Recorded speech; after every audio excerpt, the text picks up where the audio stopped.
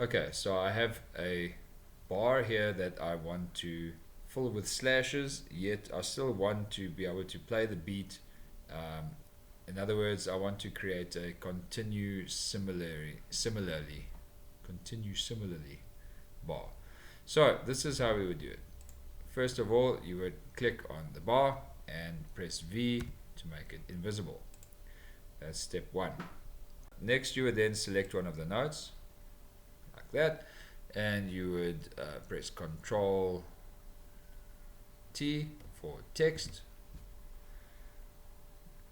Right, and you'll see at the bottom here you have this little special character function. So you would then click on that. You have these special characters here.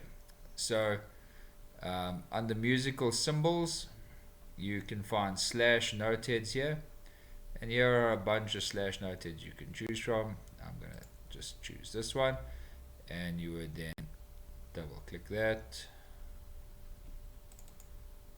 There we go.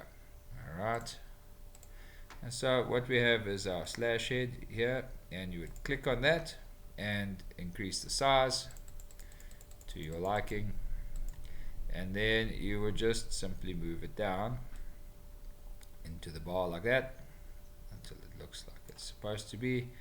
Let's just drop that a little bit. It's a bit too small. Alright, and so you could then click on that slash and press Ctrl C to copy, and choose another note, paste, another note, paste, and another note, paste. Alright, and now you have some slashes and you have your invisible beat.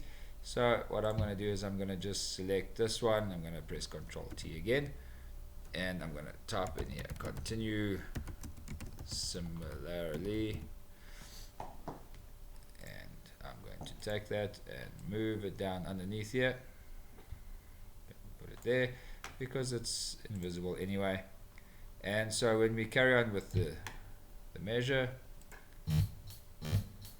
yeah, that's now plays, that's the fart drum.